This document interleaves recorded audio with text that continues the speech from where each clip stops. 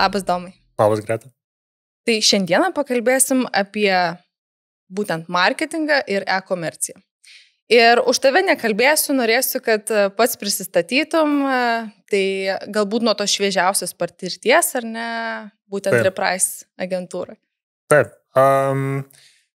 Tai dirbu Reprise Media agentūroje, kuri yra full digital agentūra. Dirbu ten skaitmeninės rinkodaros vadovų ir komanda, kuri užsiema performance marketingu. Tai teisingai pasakei, tai yra mano, kaip čia, šviežiausia, naujausia darbovietė, joje dirbu jau arti 2 metų.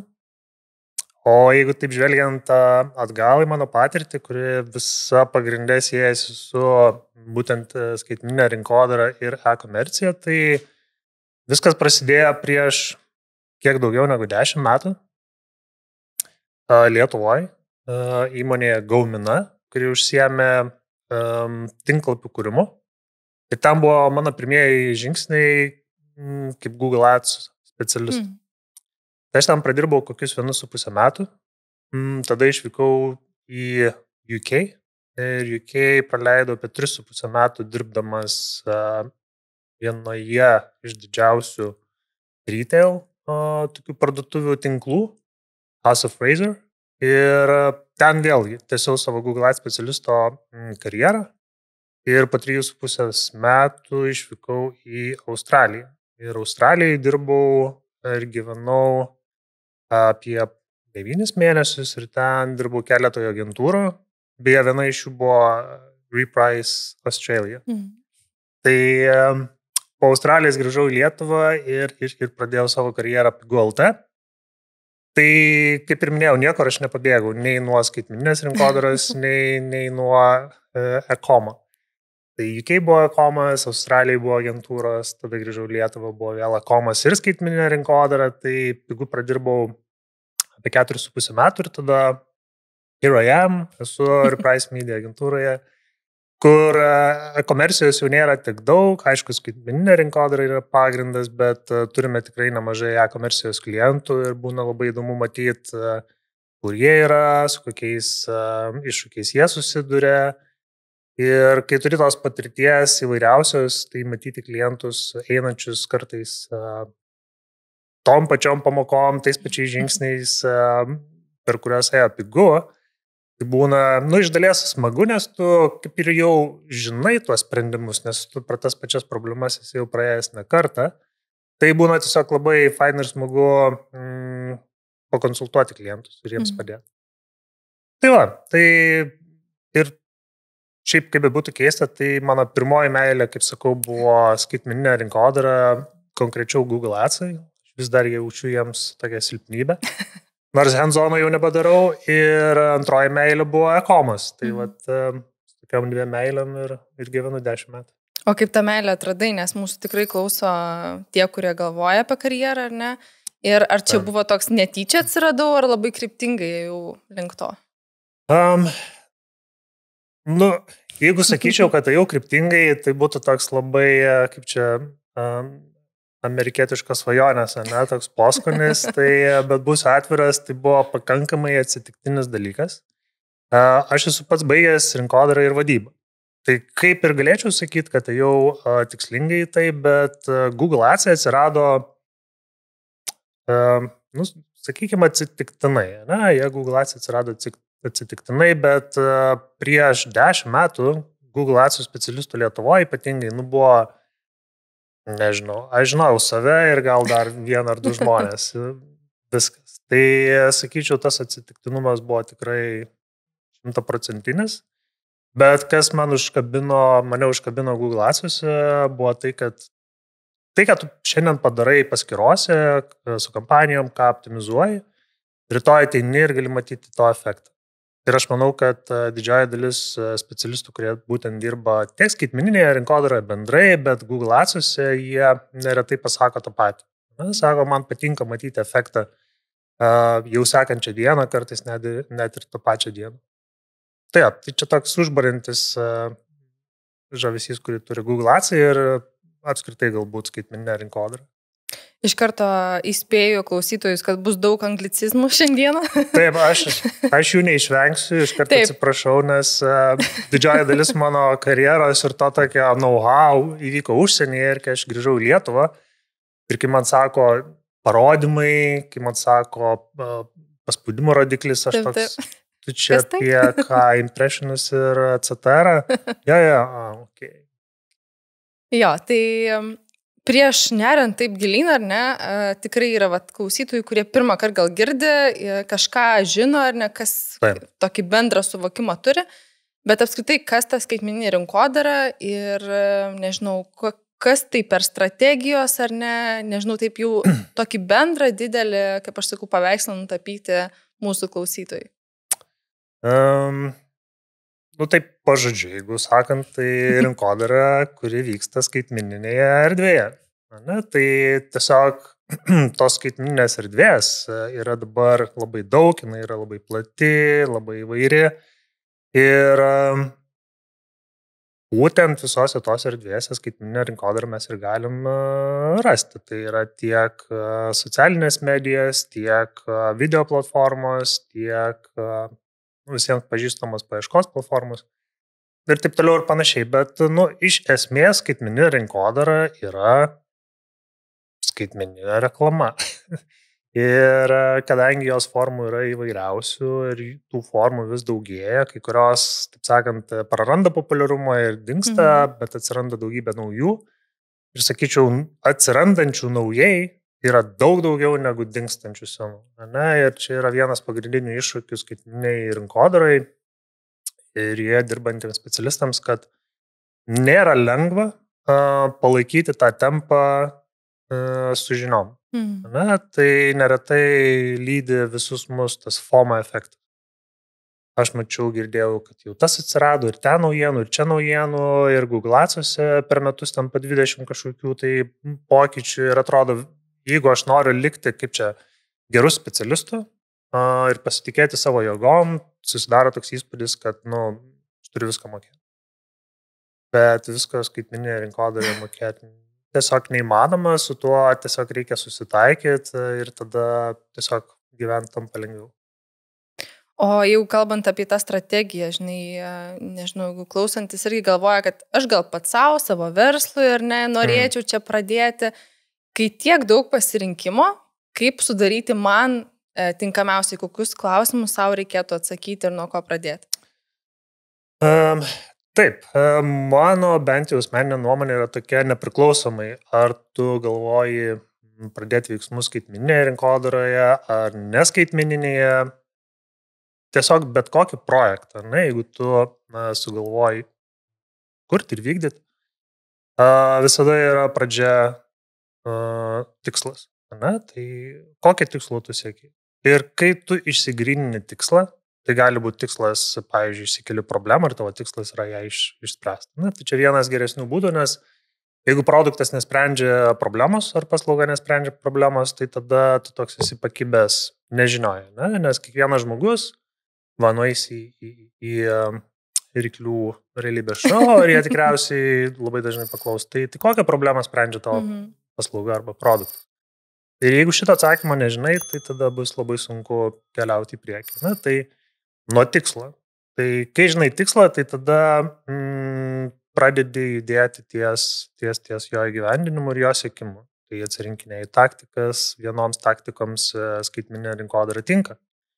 Kitiems tikslams ir taktikoms įgyvendinti skaitmeninė rinkodara gali ir netaip tik. Tai nėra taip, kad skaitmeninė rinkodara yra kažkoks receptas, kuris išspręs viską. Tai taip nėra. Bet jeigu grįžtam prie tavo klausimo, tai jeigu kažkas nusprendžia skaitmeninėje rinkodaroje pradėti kažkokį produktą, tai geriausia mano akimis strategija yra tiesiog bandyti.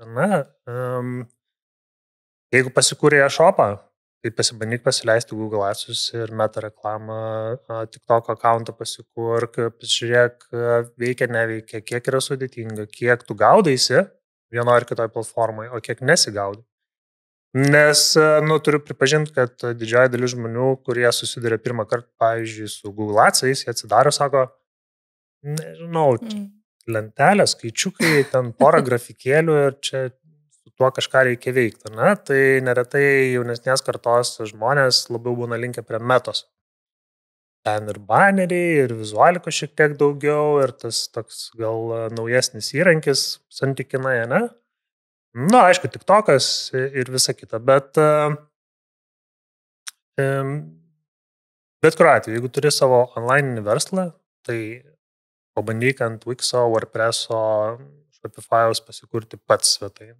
Pasibandyk Analyticsus užsikurti pats. Bet taip aš dariau. Tai gal aš esu šiek tiek biased, bet man tas veikia, nes kai tu perini per visus šitus žingsnius, išmoksti tam tikras pamokas, šiek tiek labiau pradedi gaudytis, kur kas yra.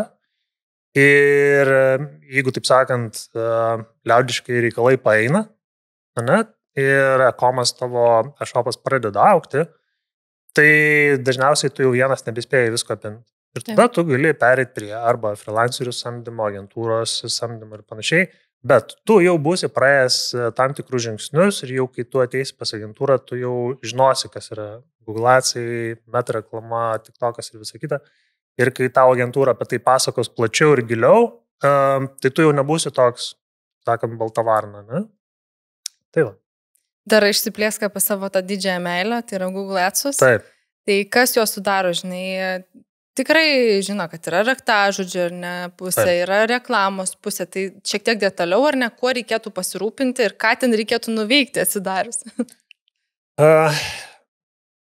Vėlgi, jeigu su Google Ads'ais planuojama dirbti pakankamai rimtai, tai tada pirmas patarimas vengti tų siūlomų Google Express setup. Nes Express setupai, tai klik ir tu jau turi paskyrą, tu jau gali leisti reklamą, bet praktiškai tu nesupranti, kas vyksta ir kodėl vyksta. Bet čia yra būtent toks Google strateginis įėjimas, kaip manoma, labiau palengvinti tą įėjimo etapą smulkiems verslams arba fiziniams asmenims, kurie nori tiesiog pasileisti reklamą, bet neturi techninių žinių. Tai šito siūlau nedaryti. Geriau šiek tiek laiko skirti ir pasileisti paskyras tinkamai, bet taip, Google Ads'ai yra iš esmės sistema skirta leisti reklamą ne tik tai Google paieškoje, bet tuo pačiu ir Google Display Network'e, tai čia yra būtent vaizdinė reklama, YouTube tinklas ir panašiai. Raktažodžiai taip, jie kaip buvo, taip ir yra, tačiau Google'as bet kuriuo atveju, kaip ir minėjau, yra daug naujienų, tai ypatingai Google Ads'uose, iš ko pati Google kompanija uždirba daugiausia pinigų. Tai yra atsiradę daugybė naujų formatų, naujų kampanijų, santykinai nauja, yra Performance Max'as, tai ir PMax kampanijos ir raktažodžių jau nebėra. Ir čia toks vienas konceptualus, pokytis, kad visi specialistai buvo įpratę dirbti tik tai su raktažodžiais ir atsiradus PMax'ui tų raktažodžių nebuvo. Tai reikėjo vėlgi savo galvoje perprasti, tai kas čia per pokytis, kaip aš jį dabar reaguosiu, kaip aš jį galėsiu panaudoti ir panašiai. Bet tie, kas yra nuo raktažodžių, sakau, eros atėję ir net pasirodžius PMax'ui, vis tiek fundamentalūs dalykai toliau veikia. Nes vis reikia prisiminti pačio Google'o išsikeltą tikslą, ką jie norėjo pasiekti tiek su pačiu Google Search. Tai Google Search'o tikslas buvo ieškančiam informacijos žmogui sugebėti pateikti kaip įmanoma kokybiškesnį ir aktualesnį rezultatą. Čia visada buvo, yra ir iš esmės išlieka toliau Google tikslas. Jeigu aš ieškau, mėgstu naudoti šitą pavyzdį, raudonos moteriškos suknelės, ir aš matau Google Ads'o banerį, kuris sako moteriškos suknelės, ką aš tikiuosi paspaudęs pamatyti website. Aš tikiuosi pamatyti moteriškas sukneles, nes tą sako baneris. Jeigu aš paspaudžiu ir aš matau moteriškas sukneles, kaip ir gerai, bet iš esmės mano paieškos frazė buvo raudonos moteriškos suknelės. Tai ar atitikmuo mano užklausai ir rezultatų yra 100%? Ne, jis nėra pilnai atitinkantis tavo užklausą. Dėl to visada reikia ir analizuoti, ko žmonės ieško. Jeigu ieško pagal šitas frazes, tai kaip atrodo mano baneris, kokius raktažodžius tai paieškai aš pasirinku. Į kurį puslapį tinklapį aš atvedu tą srautą. Ne? Ir čia yra vienas iš tokių mano akim svarbiausių arba svarbesnių niuansų, tai būtent, kur tu tą srautą vedi į savo tinklapį. Ir jeigu tu neturi geros vietos savo tinklapyje, kur galėtum atvesti tikrai kartais skirtingą srautą, tai tavo kaip kliento užduotis arba kaip verslo savininko užduotis yra tokį puslapį sukurti. Nes patirtis vartotojo turi būti nuo A iki Z išpildyta 100%. Aš ieškau, susivedu frazę, pamatau banerį, kuris atliepia mano frazę, aš paspaudžiu ant banerio ir aš gaunu tai, ką aš tikiuosi gauti. Jau. Man atrodo, čia reikėtų pridėti ir tą kliento kelio išdirbimą, ar ne? Kai tu pradedi savo projektą, tai vėlgi vienas iš pirmųjų žingsnių, ko gero, turėtų būti, kaip mano tas svajonių klientas keliaus, ar ne? Kur, jeigu tai prasideda jo kelias pamačius reklamą, ar ne? Kur jisai nusileis ir kur jisai jau paspaus ir ar net liks, pavyzdžiui, užsakymą. Tai čia vienas iš tokių vėlgi esminių. Ir tu dar pamini paiešką ir kažkaip dabar pagalvojau, labai nemažai yra tų dabar kalbų apie tai, kad gal aš neinvestuosiu į Google reklamą, nes vis tiek dabar žmonės per kur ieško. Per ChatGPT, per TikToką, ar man verta? Nepatestavęs nesužinosiu. Čia kitas mano, kaip čia, konceptas arba mindsetas, kurį aš stengiuosi žmonėm, apie kurį aš stengiuosi žmonėm kalbėti, tai yra data-driven approaches. Na, tai ir data-driven praktiškai didžioji daly gyvenimo situacijų. Jis labai yra naudingas ir pasitarnauja teigiamai, bet ypatingai skaitmeninėje rinkodaroje, reklamoje, tai be testavimų tu niekada negalėsi susidaryti objektyvaus vaizdą. Na, tai jeigu tu neišbandėjai Google Ads'ų, pasileidai tik tai TikToką ir tau jisai, kaip čia, eina, taip sakant, ne, tu matai ateinučius rautus, engagementą, pajamas ir panašiai, bet jeigu kas paklaustų, tai matau, TikTokas veikia, o kaip kiti kanalai, ir tu sakysi, nebandžiau. Tai gal ten yra daugiau pinigų, ne? O gal jų ten nėra, bet kol tu neišbandėjai, neišsitestavai, tol tu to objektyvaus atsakymo negali pateikti. Ir taip, aišku, yra tų tam tikrų produktų specifinių ar paslaugų, kurie jau iš kitų patirties tu gali pasakyti, kuris kanalas tau labiau pasitarnaus. Ar tai bus Google Search'as, ar tai bus socialinė medija, gal live shoppingas ir taip toliau panašiai. Tai yra tokiu atveju, bet net ir to pačioje Price Media agentūroje mes visada akcentuojame naujiem klientam per pitchus, kad mūsų požiūris yra toks, kad bent 10% biudžeto planuojama turėtų būti skirta testavimui. Ir ne iš niekur atsiranda tas konceptas, ne, kad būtina testuoti naujus kanalus, pažiūrėti, gal jie visai neblogai suveiks. Ir tada jie pataps tavo tokio standartinio media kanalų mikso ir biudžeto dalim. Tai nes savų laiku ir vis dar, ne, tai mes šnekam apie Redditą, mes šnekam apie TikToką, apie Snapchatą, apie Spotify, apie daugybę tokių atrodytų dar nedidelių platformų, kurios savęs nepozicionuoja kaip rinkodarinės platformos, bet jau jos turi reklaminių pozicijų, jau jose yra self-service, reiškia galimybės, kad tu pats kaip agentūra arba klientas gali per jas leisti reklamą. Tai ir visas jas mes tengiamės, reiškia, ir atrasti, ir patestuoti, pasiūlyti klientam. Ir tikrai nemaža dalis klientų yra linkę išbandyti. Būtent grinai dėl tos pačios priežasties, kad jeigu neišbandys, nežinos. Gal tai yra kažkokia terpė, kur visai gerai atsiskleis jų produktas ar paslauga. Ir tu dar kalbė apie media mixą, ar ne, kažkokį. Ar yra taip, kad jisai kažkaip nusistovi, ar ne, ir aš atrandu tą proporciją kažkokią, ar visgi, nežinau, 2 mėnesius man puikiai veikia ir paskui matau, kad, sekančius visiškai neneša man naudos ir reikia visiškai perverstą strategiją. Kadangi, tikriausiai, nežinau, labai nedaug verslų yra tokie statiniai arba neturintis sezoniškumų. Tai ypatingai komercija, tai joje sezoniškumai yra labai didelė. Tai mes šnekam ir apie tuos, sakykime, tokius metinius sezoniškumus, Black Friday, Kalėdos, tada ten pavasario sezonas, žiemos sezonas ir panašiai, bet mes šnekam apie tokius ir trumpalaikius. Tai yra savaitgaliai, tai yra blogas oras, geras oras, karšta, šalta ir taip toliau panašiai. Ir vartotojų elgsena apskritai e-komercija viskas beveik susiję ir priklauso nuo vartotojų elgsenos. Jeigu jinai keičiasi, tu turi adaptuotis. Tai tas kanalų miksas yra bent jau e-komercijos, bet ne tik tai, bet e-komercija jis yra labai labai dinamiškas.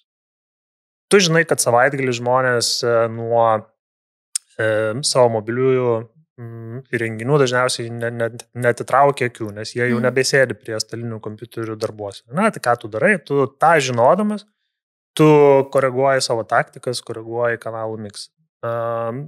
Investicijų dydžiai, tą komerciją 4 metų ketvirtį dažniausiai sugeneruoja, kai kurie e-komai sugeneruoja arti pusės viso savo metinio pajamų, to dydžio. Tai natūralu, kad tavo ir biudžetai tada išauga ir kai jie auga, tavo kanalų miksas irgi neretai keičiasi, atsiranda papildomi, kažkur tu daugiau suinvestuoji, kažko plačiau padarai. Tai taip, toks labai dinamiškas dalykas, tas media kanalų miksas. O jeigu kalbant apie biudžetus, aišku, čia labai priklauso nuo, nežinau, produkto ar paslaugos, bet nuo ko aš galiu pradėti, nežinau, gal ne konkrečiom sumom, taip labai ar ne, bet koks tas yra atspirties taškas, kad aš galėčiau jau padengti, nežinau, ir Meta Adsus ar ne, ir Google Adsus ir, turėtų kažkokį tokį jau stipresnį pagrindą. Taip. Tai apie kokias mes maždaug sumas kalbam, jeigu tai, tarkim, yra startuojantis kažkoks e-shopas su keliais produktais? Jeigu tai yra produktas, kuriam konkurencija rinkoje yra didelė, tai natūralu, kad tu su 100 eurų per mėnesį neprasisuksi, nes tiesiog konkurencija bus per didelė. Bet, sakyčiau, taip, Google Ads atveju, tai tu gali pasidaryti analizę, tą vadinamą keyword research ir pamatyti, tai kiek yra paieškų, kokie yra paieškų dydžiai per mėnesį, per metus, su ta paslauga susijusiams frazėms arba konkrečiai to produkto ieškančių žmonių frazių naudojama dydžiai. Tai visą tą tu gali pasidaryti, tie patys Google Adsai tau duoda tokią preliminarią paspaudimo kainą ir tu iš to gali maždaug pasiskaičiuoti, kiek investicijų tau reikėtų per mėnesį, jeigu tu nori, taip nebūt paieškų rezultatų puslapio pačioj, bet turėti tą santykinai neblogą impression share vadinamą. Ir tu pagal tai, pamatysi, apie kokius pinigus šneki. Dabar, kas liečia Meta, labai panašiai. Jeigu tavo auditorija iš esmės yra plati, nes produktas yra pakankamai generic, tai natūralu, kad tau ir to biudžeto reikės atitinkamai. Bet aš kažkaip visada esu linkęs žmonėm patarti, kad mokama reklama tai toks dalykas, kurį tu vėliau pradėk. Tai tu iš pradžių įsitikink, kad tavo tinklapis yra kokybiškas, kad visas turinys, landing page, viskas yra sustiguota ir puslapis yra pasiruošęs tam srautui. Vėliau yra daugybė veiksmų, kurie nekainuoja pinigų, kainuoja laiko. Tai tos pačios socialinės medijos. Tai tu gali kontentą kurti pats, gali bandyti su juo kažkaip savo tą shopą prominti. Gali, blogą užkurti. dar kažką. Tai tikrai tų veiksmų yra daug, kurie pradžiai nekainuoja. Ir jau kai juos esi atlikęs, kažką išmokai, kažkur kažką jau, nežinau, suoptimizavai, tada jau gali imti ir pradėti leisti savo, arba kitų, aišku, pinigus, bet gali. Na ir tada jau, bent jau tu tada žinosi, kad tavo visa infrastruktūra yra paruošta, kad viskas turėtų iš esmės veikti ir kad srautui tu esi pasiruošęs. Tada jau, kai pradeda eiti srautas, tu tada pradedi matyti šiek tiek daugiau dalykų. Kaip gerai pasirašai tam srautui, kaip blogai pasirašai tam srautui, ką reikia optimizuoti ir taip toliau panašiai. Tai apie tas investicijas, sakau, jeigu esi fizinis asmuo su e-shopu su 2 produktais, tai gali būti pakankamai sudėtinga, nes dažniausiai fiziniai asmenys nėra tie, kurie ateina su didžiuliais biudžetais. Tai yra žmonės, kurie arba kažkokį side hustle savo turi. Tai tikrai nėra dalykas, iš kurio jie ketina gyventi ateinančius 5 metus, nes tiesiog tai reikalauja investicijų. Tai biudžetai yra toks tricky klausimas, bet sakau, rekomendacija pradėti nuo to, ką tu gali nemokamai pasidaryti, bet investuodamas savo laiką ir jau tada paskui pradėk leisti pinigą. Man patinka tas, žinai, nemokamai pasidaryti ir iš karto galvoj skamba tas išeikim kažkaip viral, žinai. Padarykim šitą. Taip. Kad nereikėtų, kaip sakysiu, investuoti daug pinigų, o nuskambėtume taip labai organiškai. Taip. Ir tą, kaip sieki turėtų, tą viral video sukurti. Aš manau, didžioji dalis visai nesupyktų, jeigu pats pirmas video būtų viral. Labai, labai būtų fain. Bet iki kol galbūt tu tą viral video kažkokį turėsi, gal tai bus tavo 10, gal 100 video. Bet per visą tą seriją failų tu tiek daug išmoksi. Tu suprasi, o tai koks UGC ar ne UGC kontentas veikia, tai kokios frazės užkabina, kokie thumbnailai veikia, neveikia, ir taip toliau panašiai, ne? Ir informacijos dabar internetuose apie gerasias praktikas arba kažkokius keisus yra, labai labai daug.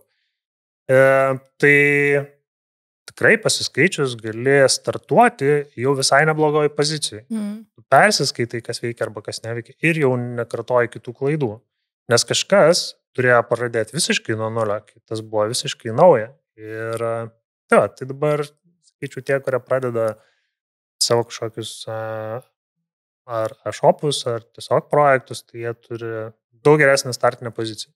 Nes yra daugybė žmonių, kurie jau yra išmokę pamokas ir per jas perėjo.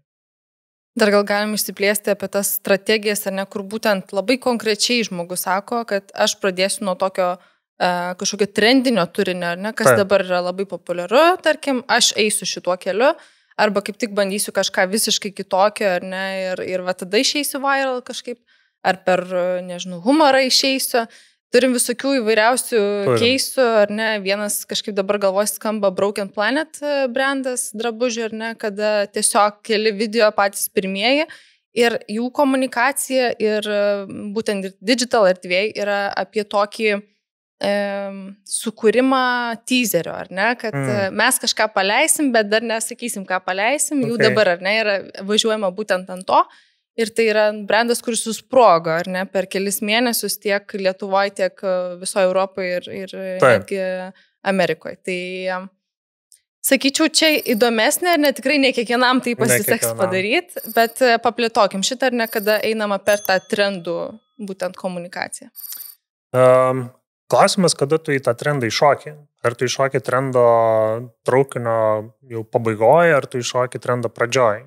Ir aš manau, neretai sėkmė arba jos dydis proporcingai nuo to ir priklauso.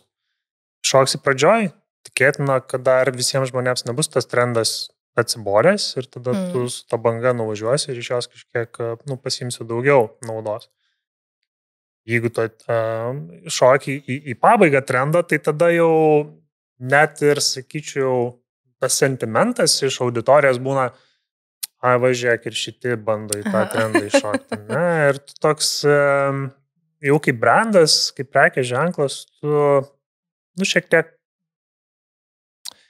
tokį gauni kaip nakleikia, kad aš esu tas toks jau besivėjantis kažką. Ne, o tu nori, jeigu esi naujas brandas, tu nori ateiti šviežiai, su kažkokiam šviežiom strategijom, nematytom, negirdėtom. Ir kaip tu ir minėjai, Broken Planet buvo vieni tų pirmųjų, kuriems tai pavyko, bet pavyko ir dėl to, kad jie tikriausiai tą konceptą buvo vieni pirmųjų, kurie išnešė, žinai, auditorijai. Tai nes jeigu dabar dar luktelsim kokius 3 mėnesius ir tada kažkoks brandas ateis lygiai su tuo pačiu, tai visi sakys, tai mačiau jau šitą. Žinau, nieko čia. Žinau, ką jie čia daro. Taip, tai gali savo įsišauti koją, bet aš taip pat suprantu, kad kažką naujo ir sėkmingo sugalvoti šiom dienom tikrai nėra lengva.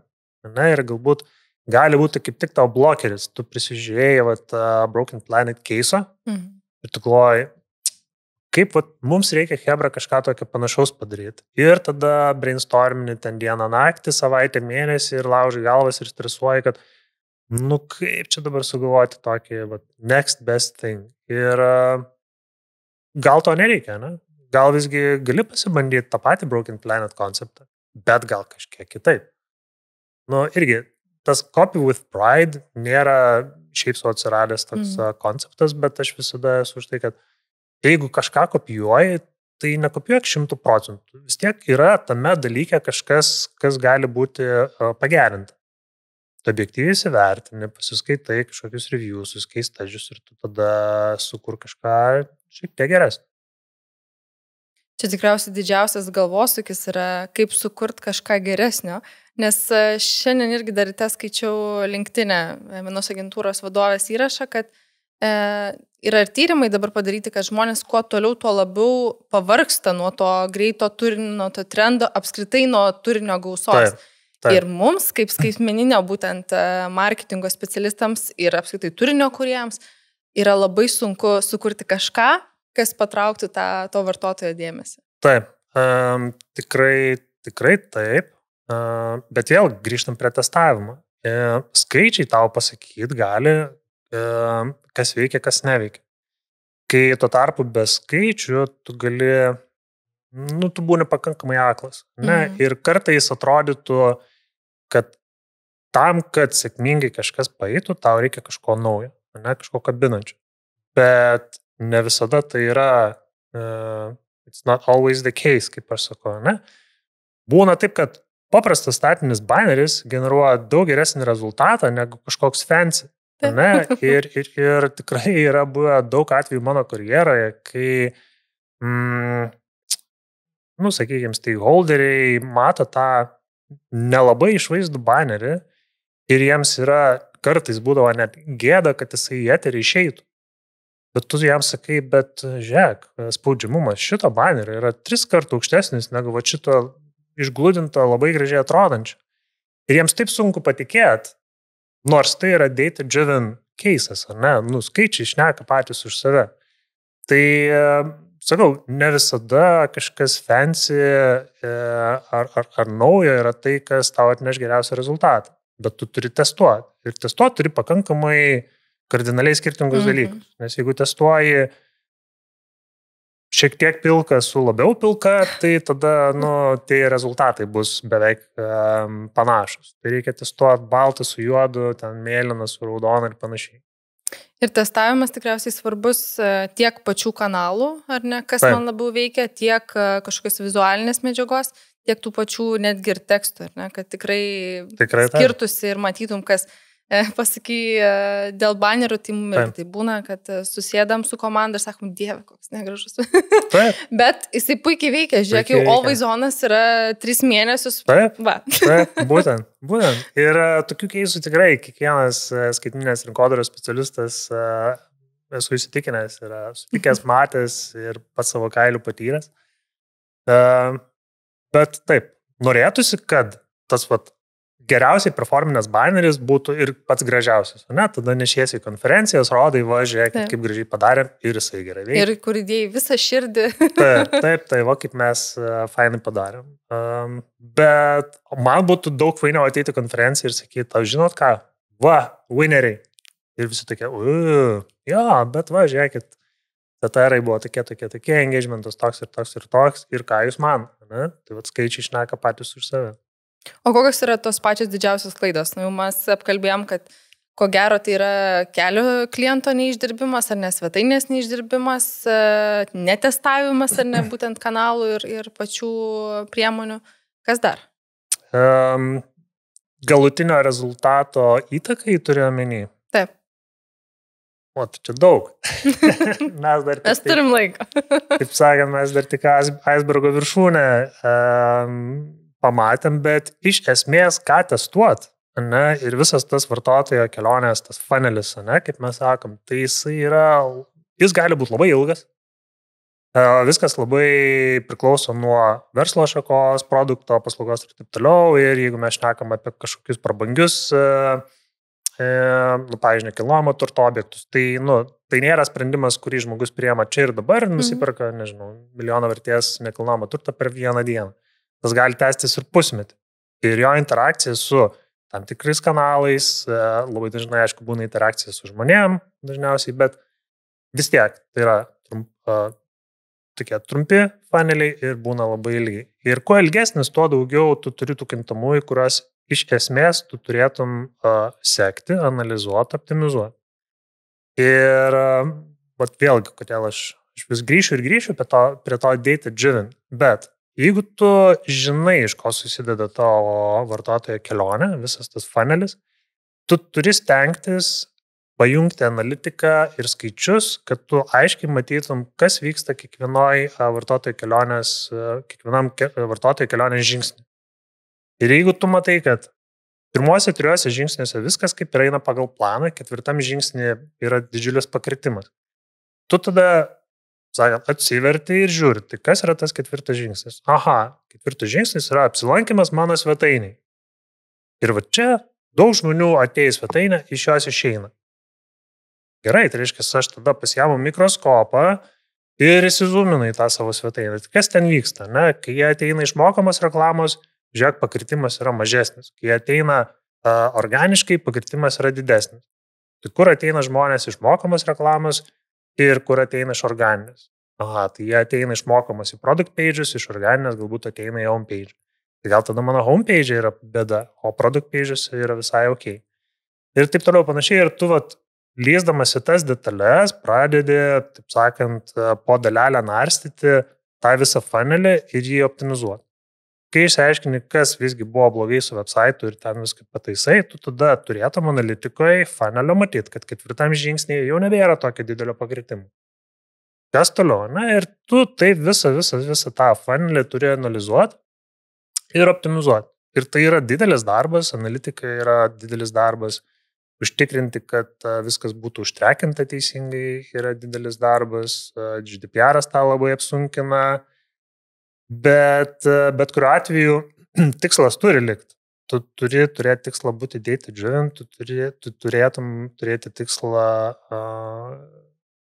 savo sprendimus priimti didžiąją dalim paremtus, objektyvia informacija. Na, bet tai skaičiais yra vienas iš tų mano akim objektyviausių sprendimo būdų. Ir dabar taip labai gražiai perėjai prie tų netgi savybių žmogaus, būtent digital marketingo specialistų. Taip. Tai kaip manai, kas yra svarbiau? Nes tikrai yra to kūrybiškumo atrasti tam funnelį, ar ne, kur ten kas yra negerai, kaip tai išspręsti, galbūt ne visada, kaip sakyti, tai yra kažkokia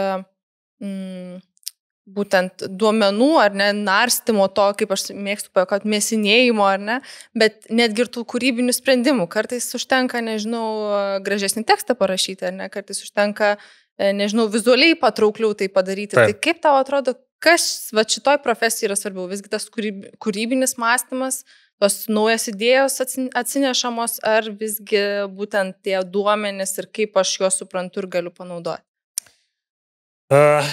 Iš mano patirties duomenys.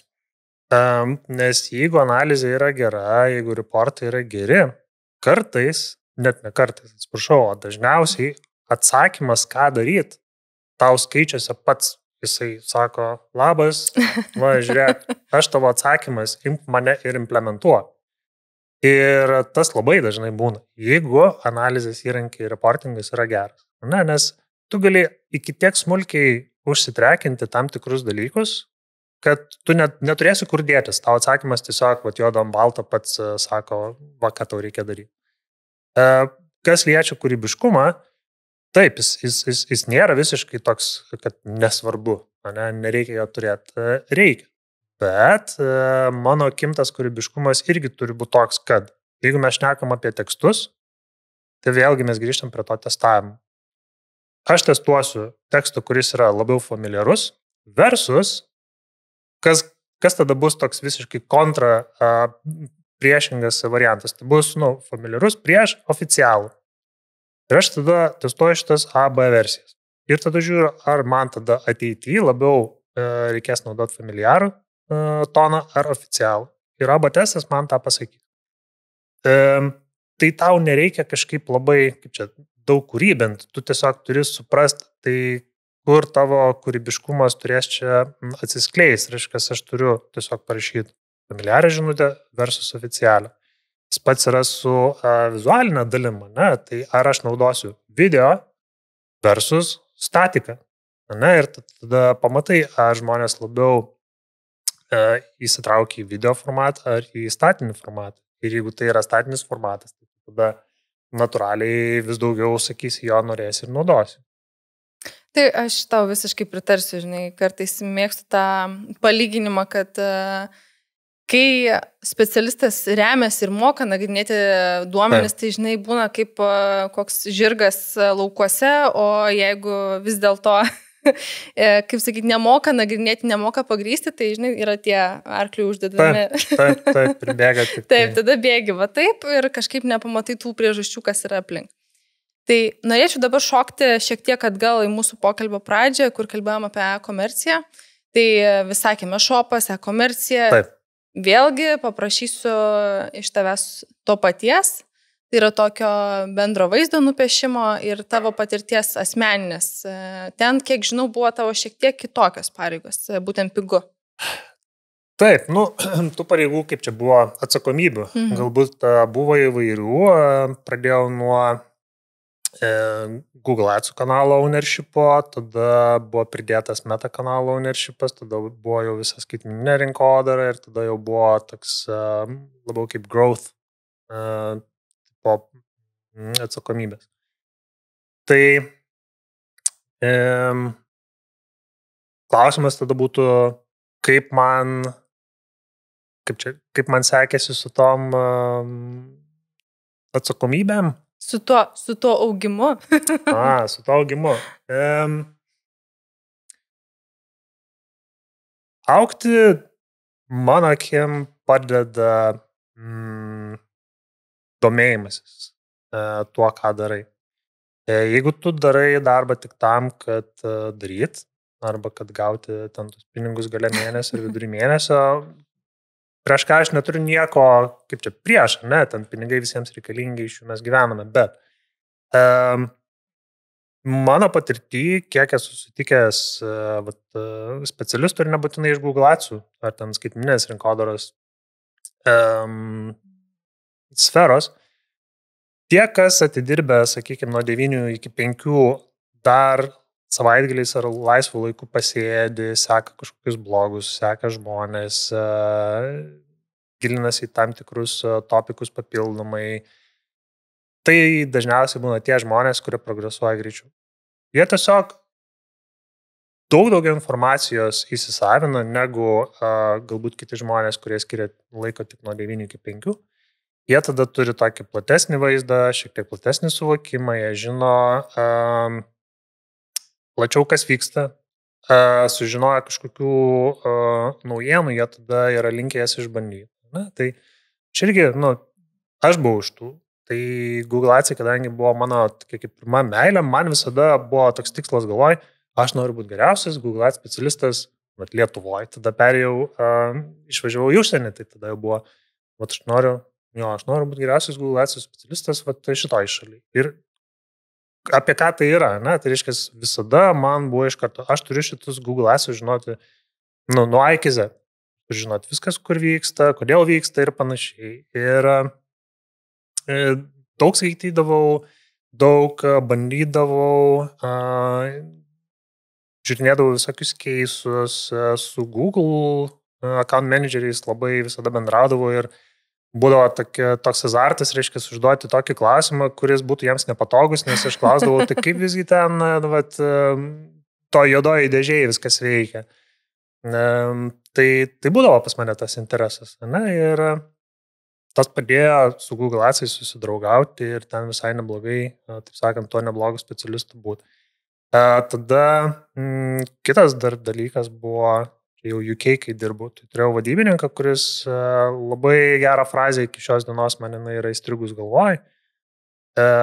Sakė, tai buvo Excel skills, pay the bills. Ir man tai buvo iš karto signalas, kad, supratau, reiškia, Excel'į aš turiu irgi žinot pakankamai gerai. Ir tada prie Excel'io aš sėdėdavau irgi daug. Būdavo tas kolegos jau UK office, tai retai kada naudodavo pelę dirbdami su Excel'u ir man buvo tos toks, tai reiškia, ir aš turiu Excel'u pradėti naudotis, mokėti be pelės.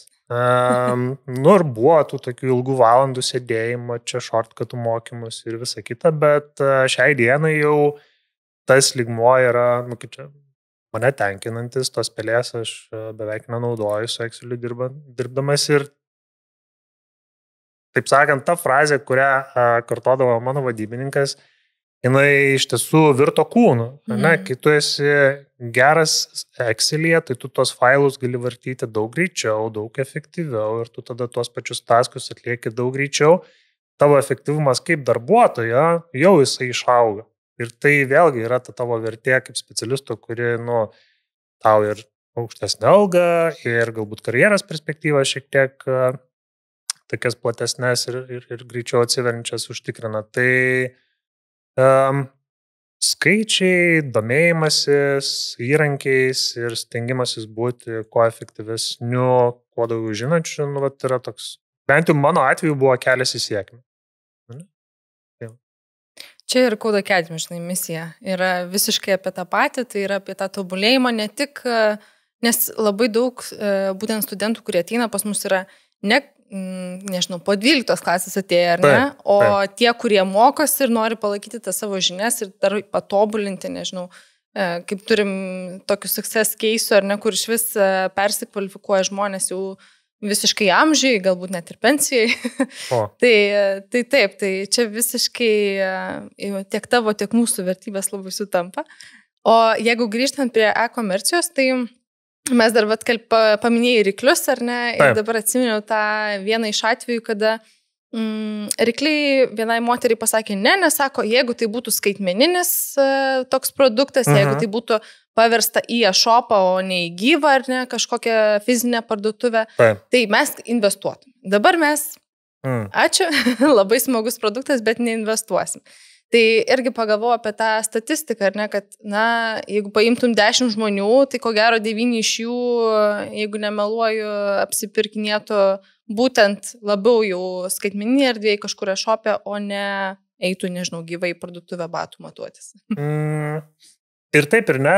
Aš manau, kad COVID'as buvo labai puikia proga pamatyti tai, kiek žmonių elgsena pasikeis per tuos 2,5 metų, kai parduotuvės galbūt netai visi galėjom ar norėjom eiti. Bet visi prisimenam tą klasikinę tokią frazę the new normal, ne? Ir tada visi galvojam, kad jau iš digitalo tai nebegrįšim į offline. Ir baigėsi COVID'as ir kreivė taip pakankamai žemyn krito skaitmenos, sakykime, ne, ir žmonės tikrai pradėjo grįžti parduotuvės ir tas offline'as niekur nedingo.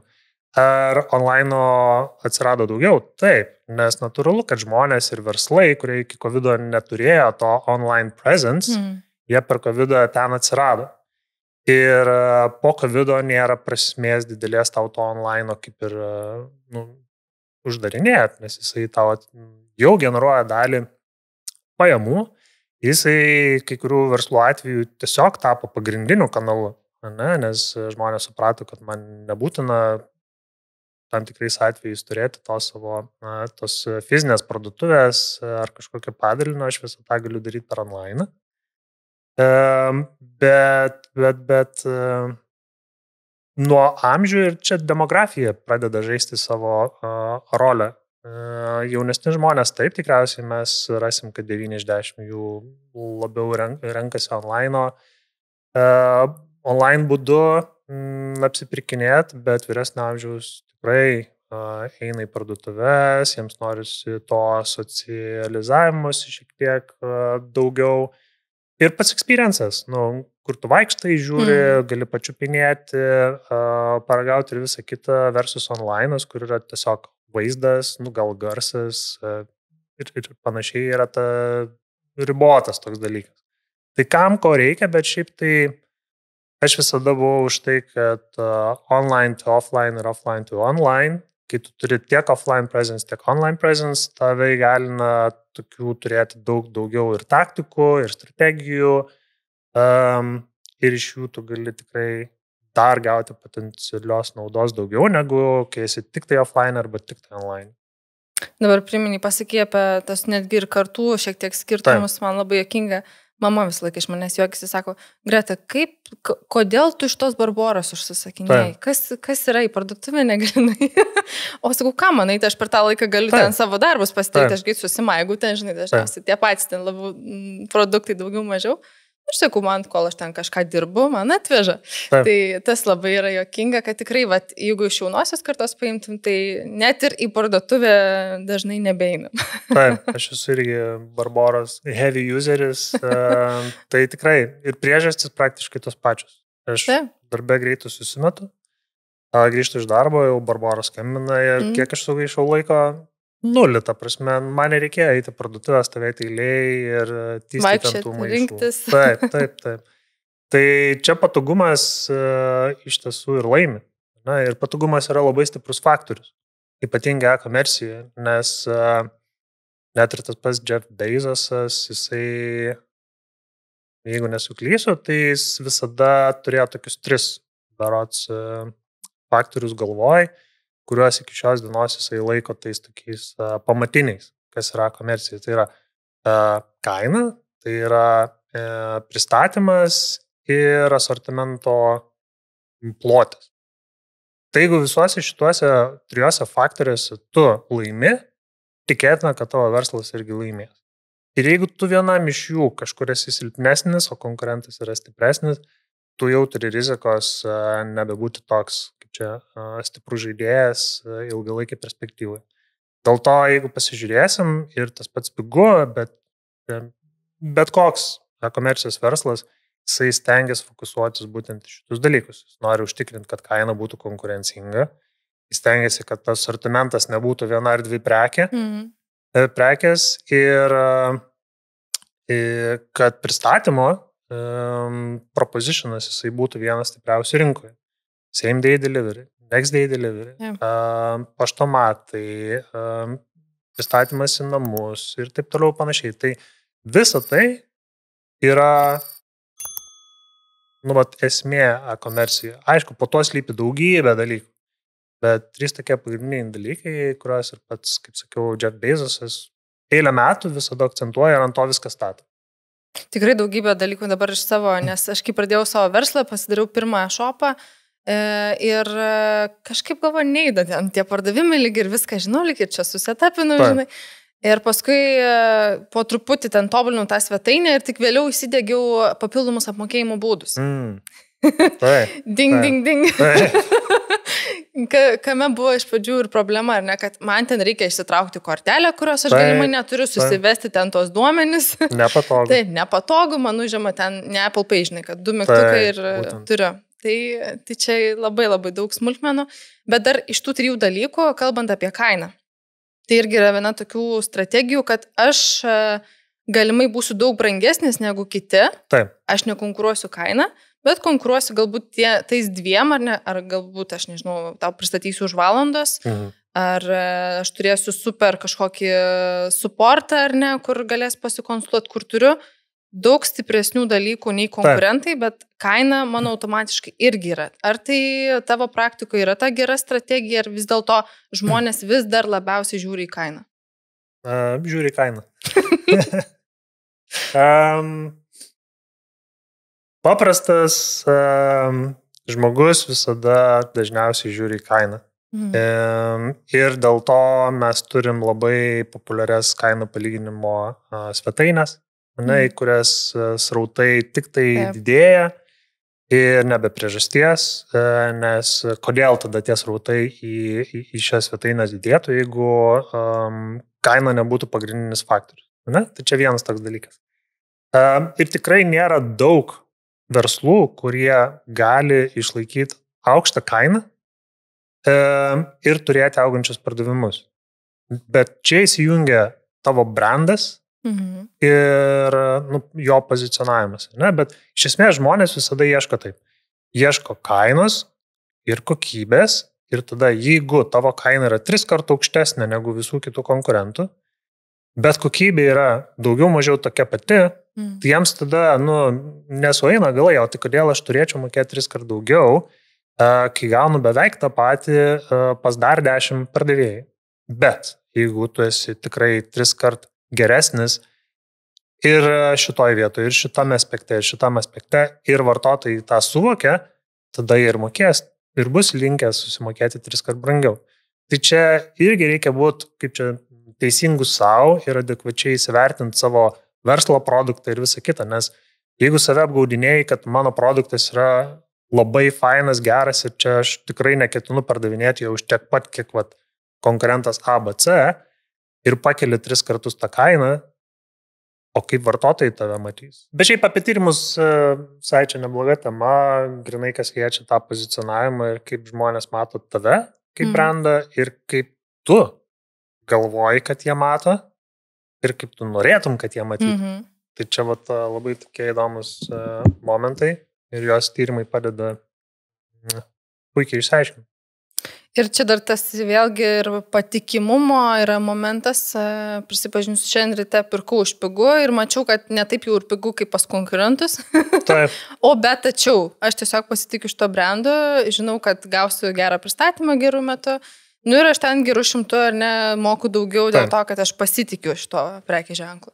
Tai čia irgi tie niuansai, kur tyrimai tikrai padėtų tau suprasti, ar kiek tu gali tą kainą laviruoti, priklausant nuo įvairių sąlygų tų aplink. Ir, aišku, konkurentų. Ir tu gali išsiaiškinti, tai kas tavo vartotojui yra svarbu. Galbūt tu išsiaiškinsi, kad pristatymas nėra tas top of mind esantis faktorius, kuris nulemia, kodėl pas tave ateina žmonės.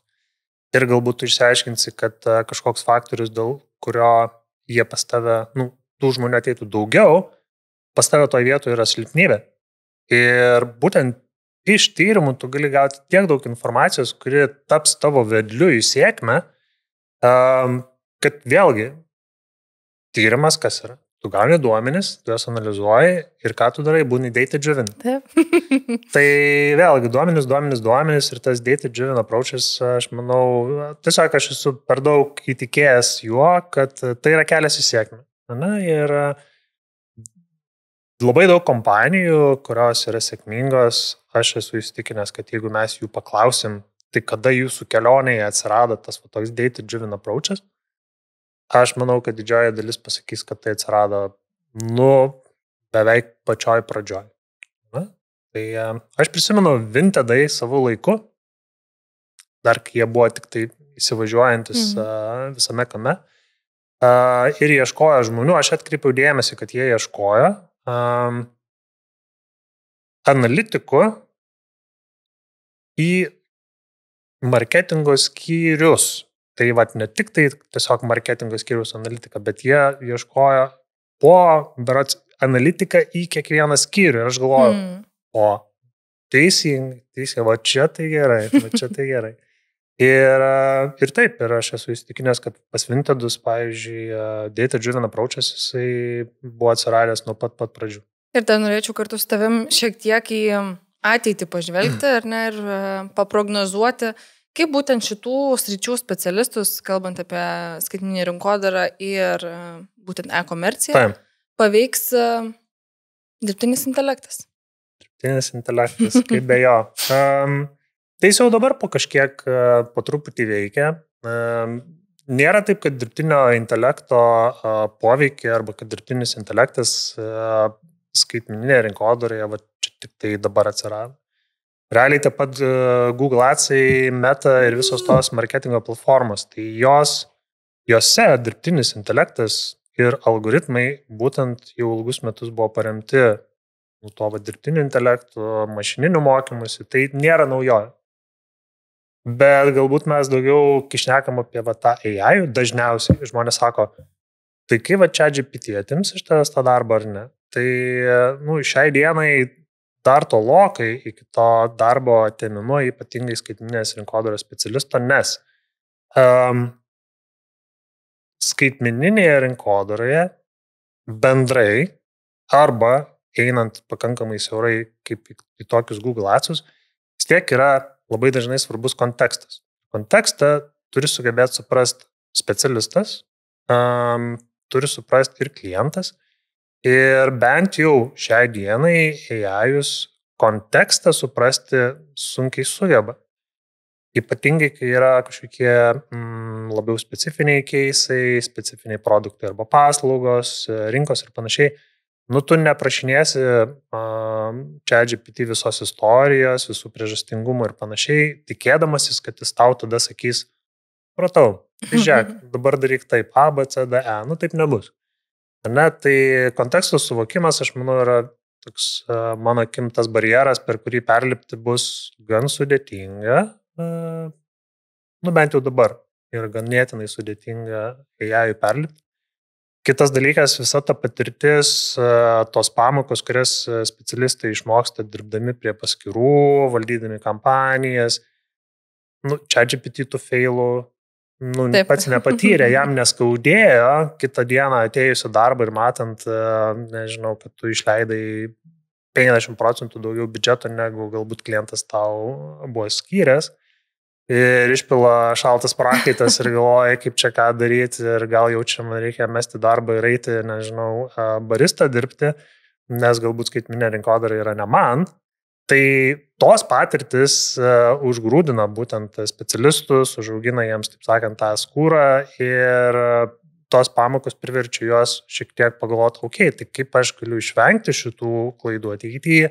Gal aš tada pasikursiu kokį skriptą, gal aš pasikursiu kažkokį frameworką, kuris užtikrins ir minimizuos klaidų skaičių mano darbe ir taip toliau panašiai. Tai yra daug daugiau dalykų, kurie nulemia skaitmeninės rinkodaros specialisto sėkmę ir skaitmeninės rinkodaros sėkmę, negu AI šiai dienai sugeba suprasti ir padaryti. Tai, bet kuriuo atveju mes AI savo agentūroje tikrai vis daugiau ir daugiau jo naudojame. Aš pats mėgstu naudoti AI tam, kad jis man parašytų dalykus, kuriuos aš kaip ir žinau, bet aš, pavyzdžiui, tingiu pats juos rašyti. Aš sakau, žiūrėk, man dabar aprašyk šitą, aš tada gaunu tą rezultatą, jį persiskaitau praktiškai visada ir tada pasinaudoju tuo, kas mano akimis tinka. Būna dažnai, kad tai, ką jis parašo arba kaip parašo, man netinka. Ir that's fine, bet tikrai laiko sutaupyti ChatGPT tiesiog AI padeda, bet tikrai nėra mano tikslas kažkaip pakeisti visą tai, ką aš darau, kad tą darytų AI. Šiai dienai tiesiog per daug rizikos ir dar per mažai galimybių. Man patinka, jeigu kažkur, užsistraglinu, tiesiog būna, kad kažkokia problema ar ne, ir nematau aš išeities, tai duodu ir man ten parašo galimus kažkokius atsakymus. Dažniausiai, kaip sakyt, nei vienas iš jų nebūna teisingas, bet kartais sujungi tam tikrus taškus ir tam pačiam, ateina, čia gali būti dažnai sprendimas. Užveda ant kelio. Visiškai užveda ant kelio, kad jeigu kažkur brain freezas nutinka. Taip, šitą labai, kaip čia, brain freezą atšildyti, ChatGPT puikiai sujeva. Tai, Domai, norėčiau iš tavęs išgirsti vieną ar kelis patarimus žmogui, kuris startuoja šitoje srityje arba šiuo metu dar tik tai planuoja padaryti. nesinori gazdint būsimų skaitmeninės rinkodaros specialistų, bet patarimas būtų toks, kad reikia nusiteikti, mokytis kasdien. Reikia nusiteikti būti data driven. Patarimas būtų išmokti Excelį naudoti. Nes vis dar Excel skills pay the bills, kad ir po 10 metų, bet vis dar naudos iš jo tikrai yra ir daug. Pasiruošti, testuoti daug dalykų. Būti open-minded. Nėra tokio, kad one solution fits all. Tikrai taip nebūna. Tai testuoji, žiūri ir tada išsiaiškini. Bet tikrai bus įdomu. Aš visada buvau ir būsiu tikriausiai iš tos kartos, kur skaitmeninė rinkodara yra įdomesnė ir tokia patrauklesnė negu klasikinė rinkodara. Ir nežinau, koks dar čia galėtų būti paskutinis patarimas. Mylėk tai, ką darai ir daryk tai, ką myli. Bet taip nutinka pirma meilė. Ir matot, po 10 ar kiek jau dabar metų vis dar. Pirma meilė neradija. Tai tikrai tas galioja kaip čia ir darbe, ir gyvenime. Tai ką, susitinkam mokytis, Code Academy siūlo tiek būtent skaitmeninės rinkodaros, tiek e-komercijos programas, tai susitinkam juose. Ir ačiū tau, Domai, už pokalbį. Ačiū tau.